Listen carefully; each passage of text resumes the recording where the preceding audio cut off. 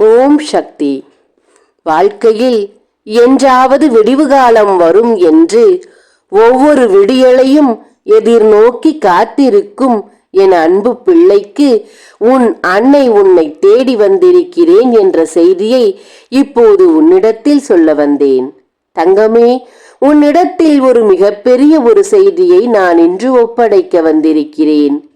பாதியில் விட்டு சென்றால் அனைத்துமே பாதியில்தானே நின்று கொண்டிருக்கும். எந்த காரியத்தை கையெடுத்தாலும் அதை முழுமையடைய வைக்க வேண்டாமா? அதுபோலத்தான் உன் அன்னையின் வாக்கையும் முழுமையாக நீ கேட்டால்தான் முழு பலனையும் உன்னால் பெற முடியும். பாதியில் விட்டு சென்று விடாதே எதையும். இன்றைக்காவது முழுமையாக கேட்டு முழு பலனையும் அடைந்து நல்ல காரியங்களுக்காக காத்திருக்கும் உனக்கு நல்லதை நடத்தி கொடுப்பேன் என்ற வாக்கையும் கொடுத்துக் கொள்கிறேன். இறுதியில் உனக்கு ஒரு அற்புதமான ஒரு செய்தி வைத்திருக்கிறேன் தங்கமே. அதை உன் செவிகளால் நீ கேட்க வேண்டும்.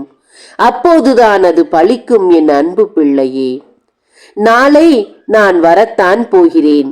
ஆனால் நாளை உன் வீட்டிற்கு அல்ல, வேறு ஒருவள் வீட்டிற்கு நான் செல்லப் போகிறேன் என் அன்பு பிள்ளையே. அதை உன்னிடத்தில் சொல்லிவிட்டு செல்லலாம் என்பதற்காகத்தான் வந்தேன். உன் அன்னை என்ன ஒரு முடிவெடுத்தாலும், எந்த ஒரு வாக்கு உனக்கு கொடுத்தாலும், எந்த ஒரு சொல் என் வாயிலிருந்து வந்தாலும் அதில் 1000 அர்த்தங்கள் இருக்கும் என்று உனக்கு தெரியும். அந்த அர்த்தத்தை புரிந்து கொண்ட என் பிள்ளைக்கு உன் வாழ்க்கையில் இப்போது என்ன நடந்து கொண்டிருக்கிறது என்பதும் உனக்கு தெரியும். வருமானம் என்பது கையில் வந்தாலும் வரும் வழி தெரியாமல் அது சென்று விடுகிறது. 1 ரூபாய் கூட எடுத்து வைக்க முடியாமல் நீ திண்டாட்டத்தில் திண்டாடி வருகிறாய். யாரிடம் கையேந்தி கடன் பெறலாம் என்று யாரையாவது தேடினாலும், தருகிறேன் என்ற வார்த்தையை கொடுத்தாலும் அவர்கள் மறையுமிடம் தெரியாமல் மறைந்து போகிறார்கள். தங்கமே, உதவிக்கு யாராவது வரமாட்டார்களா, யாரிடம் கேட்பது என்று உன் அலைபேசியில் இருக்கும் எண்ணை தேடினாலும், அலைபேசியில் எத்தனை எண்கள் இருந்தாலும் அதில் உனக்கு உதவிக்கரம் நீட்ட ஒருவரும் இல்லை என்ற வருத்தமும் இருக்கிறது. பேசினால் இனிப்பாக பேசுவார்கள், உதவி என்று கேட்டால் நழுவி ஓடி விடுவார்கள். அதன் பிறகு சாதாரணமாக உன்னிடத்தில் பேசுவதற்கு கூட அவர்கள் ஆயத்தமாக மாட்டார்கள். எங்கே மீண்டும் இவள் பணம் கேட்டு விடுவாளோ, உதவி கேட்டு விடுவாளோ என்று உன்னை விட்டு ஒதுங்கித்தான் நிற்பார்கள். அலைபேசியில் எத்தனை எண்கள் இருந்து என்ன பயன்? உன்னை சுற்றி இருக்கும் உறவுகள் 1000 பேர் இருந்து என்ன பயன்? நட்பு நட்பு என்று சொல்லிக்கொண்டு உன்னை ஒட்டி உறவாடி உன் கையில் இருக்கும் பணத்தை செலவு செய்யும் நட்புகள் இருந்து என்ன பயன்? இப்போது உன் கையில் இருந்தால்தான் உனக்கு உதவி.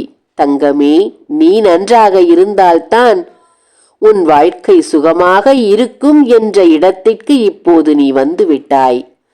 அதற்கு என்ன செய்ய வேண்டும் என்பதை மட்டும் நீ யோசித்துப் பார். கஷ்டம் கவலை என்று நின்ற இடத்தில் நின்று விடாதே. இதற்கு மேல் என்ன செய்ய வேண்டும் என்ற எண்ணத்தை உனக்குள் கொண்டு வா. நீ நின்ற இடத்தில் நின்று விட்டால் இங்கே 1000 கரங்கள் இருக்கிறது. கரம் கட்டி அதை கொண்டாட அதற்கு இடம் கொடுக்கலாமா? நீ எப்போதும் சுறுசுறுப்பாக பலனோடு என்னை அருகில் வைத்துக் கொண்டு உன் வாழ்க்கையை நடத்து, உன் கடமையை செய். அதில் அதிக பலனை இனிமேல் நீ அனுபவிப்பாய். உன்னுடைய கையில் இருக்கும் உன் தொழில் உன் நல்லபடியாக நடக்கப் போகிறது. ஏன் உன் வீட்டில் வேண்டாத காரியங்கள் நடக்கிறது? தடைகள் வந்து கொண்டே இருக்கிறது. சண்டையும் சச்சரவுமாக இருக்கிறது. உனக்கு பிடித்த உறவு உன்னை விட்டு விலகி நிற்கிறது. இப்படி ஏகப்பட்ட பிரச்சனைகள் உன் வாழ்க்கையில் ஏன் வருகிறது தெரியுமா உனக்கு?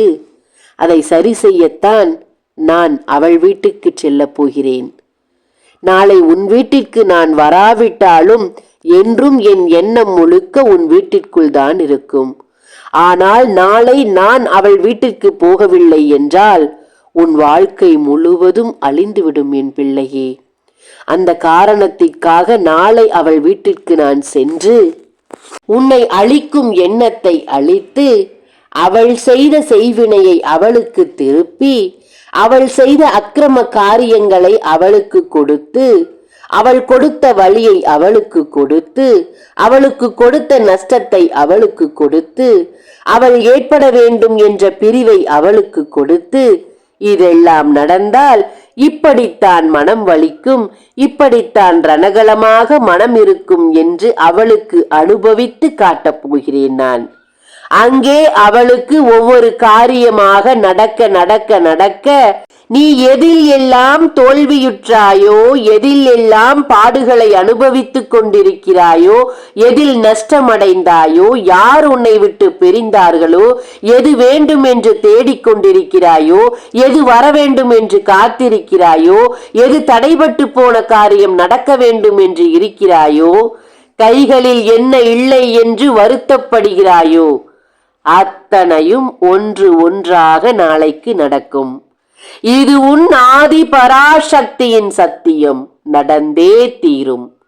உன் ஆதி பராசக்தியின் வாக்கு பழிக்க, உன் கைகளில் இருக்கும் காணிக்கையை எனக்காக கொடுத்து, நாளை நல்லதை பெற்று நல்லபடியாக வாழ கற்றுக்கொள். ஓம் சக்தி. நன்றி.